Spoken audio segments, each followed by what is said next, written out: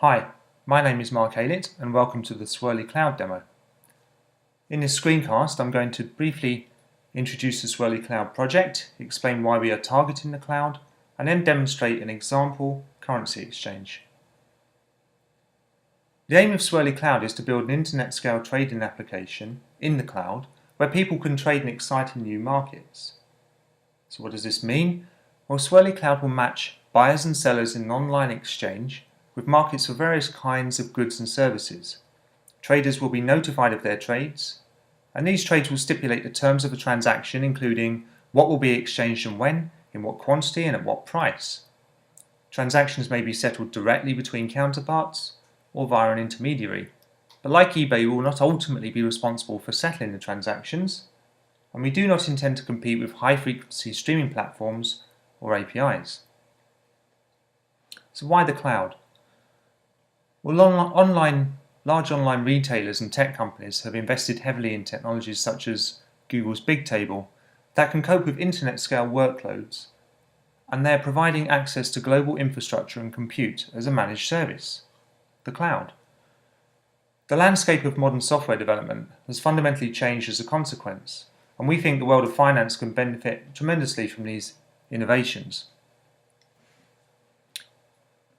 So I'm now going to sign into the system using my Gmail account.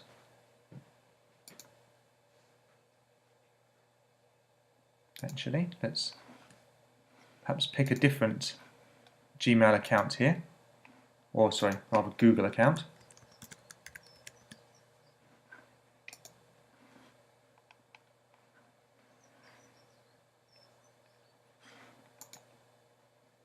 And then let's skip over to the application dashboard so we can see what this application looks like in the cloud. So this is Google's developer console now, and it allows us to view our application in the cloud, what we have running in terms of instances, and how many resources they're consuming. We can also use it to look at logs and manage our quotas. So here the modules are essentially the instances. Our back-end instance, for example, is taking the orders that clients place on the system and attempting to match them. And the default instance is serving out web content to our clients. Okay, we can go down and look at the quota details. We can see our back-end instance has used 50% of our quota. We can see on the storage side how much storage we've used and whether we're within limits. And also, we can skip over and take a look at the log files. So if there are any errors, we can investigate online or download the logs to a local disk. Okay, so that shows the application running from the dashboard's perspective. Now let's jump back to the application. So we're now signed in as Mark Aylett at swirlycloud.com, and we should now be able to try the demo, and that will take us straight into the trading screen. So for anyone who's familiar with trading applications, this is a fairly typical layout where we have the view of the market, the prices we have in the marketplace up here in this first panel. We have the ability to enter orders with this form up the top, and we have various blotters for orders, trades and positions down the bottom. Okay, so let's have a look at these markets. These are prices that I entered into the system using another account earlier today. And we can see the price in this particular market, and this is a market for exchanging euros for dollars on the 10th of December. We can see that the best price for buyers is 74, and the best sell price is 76 currently. But there may be other buyers and sellers in the market as well, but we wouldn't see their prices using this view. They will be lower down in the book.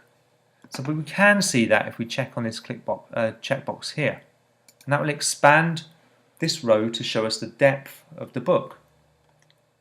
And the depth shows us the different prices that are on offer on the buy and sell side, how much quantity is available, at each level, so these horizontals are typically referred to as price levels, and how many orders comprise each level. So this is quite an informative view, especially when we're entering orders. We can see how we affect these different levels in the book when we place orders into the system. So let's do that now. Let's first of all add to this level here. So what we're going to do is we're going to put an order into the system saying we would like to buy at 74 10 lots, and that should increase the quantity we see at this level. Let's try that now and click on that level to populate some of these fields for me, and then I can say that I want to buy 10 lots and effectively join that price level. There we go. So now we see 20 lots at this level, 10 of which are mine, and we can also see on the order blotter my order. That's a buy order, that's 74 10 lots for the order I just entered into the system. And we can do the same again and perhaps join the second level. So these are called passive orders because they're just sitting on one side or other of the market. We're not actually trading with anyone, so we're not aggressively putting prices to trade. We're just adding to the liquidity we see on the market view here. Let's buy here. We should see this go to 25. There we go. And another order in our order blotter. Good. Okay. Now, what if actually we want to reduce this quantity that we're showing at the top level at 74 down to just 8 lots? Well, we can do that by selecting the row,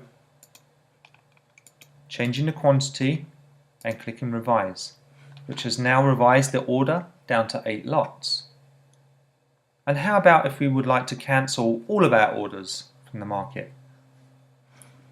You'll also notice that when we revised the 8 lots, of course, that the quantity showed in the market also changed at the top level. So let's actually delete all of these orders or cancel them.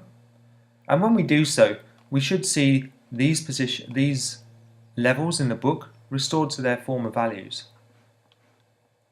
Cancel. The orders now disappear, and we can see in the market view on the buy side the lots have now returned to their former values. Okay, good. So that was placing passive orders into the market. Well, how about if we'd like to be more aggressive and buy at a higher price and perhaps cross our price with one of the sellers so that we create a trade? Let's try that now. So I've clicked on this side of the market and it's showing me the top of book price up here. I'm going to just do a single lot here. I'm going to buy, so this is the seller over here. I'm going to buy one, which has reduced the quantity down to 8. And I can now see that the trades I've done over here. Actually, some of these trades are from earlier, so I'm just going to remove those now. So we can just see the one trade I've done. Okay, so what's happened here? This was a buy order originally for 76, one lot. And I've actually got the price I asked for, 76. I'm fully filled for one lot, so there's no residual quantity. I'm fully filled, as I say. Alright, now once I've seen my trade, then perhaps I want to clear it from this view and confirm that it disappears. Okay, good. Now going over to positions, as I said, we've got some positions from orders I placed earlier in the system. One lot was a euro dollar order, so we've now added to that and we've now got a long position of 2 lots in euro dollar and a position of 15 lots that I placed earlier in the day. Alright, good. So what if we want to do something a little bit more interesting this time? How about if on these sellers up here, or let's pick a different contract this time. Let's go down to this dollar yen. We can see we've got these sellers over here. So there's 2 sellers showing 10 lots and 3 sellers showing 15 lots at these prices. Well, perhaps we're willing to actually buy at 88. So let's say very aggressive price of 88, and we want to sweep all of this liquidity, or not all of it, but at least cross two levels. So we want to take the 10 here, and we want to perhaps take another 5 over here. Let's make it 15. And we're going to buy now, and what we'd expect to see is that we take 15 lots crossing these two levels, and we see the resulting trades. Okay, so we've done that, and what we can see on the market view this time is that level number 3 has now been bumped up to level number 2, and level 2 has gone up to level number 1, because the first level, the previous best price that people were showing for sellers, or the sellers were showing, has all been taken by me. And if I look at my trades, I can see what's actually happened here. I placed an order for willing to buy at 88, but I could get a better price, of course, 15 lots, and I find that in fact I did get a better price. So 5 lots I did, first of all, at a better price with one counterparty, and that left me with a residual of 10 remaining. Then I did another at that top level with a second counterparty, which left me with 5 remaining, and then I moved to the next level, 88, to take another 5, which completed my order, so I have none remaining, and I'm fully executed. Okay, again, no orders, these are aggressive trades, and I can confirm that I've seen them. And now if I move back over here, earlier we saw there were 15, I was long 15, now I'm long 30, so I've increased my position in dollar yen this time. Now on the market view, of course, you can choose to either expand and see the full depth of all of the markets you're interested in, or you can just collapse them down to the top level. Okay, well, we're not limited to, we've demonstrated buying and selling currencies here, but we're not limited to currencies. If all you need to do is agree a price, a quantity, and a delivery date, then you can buy or sell practically anything on Swirly Cloud.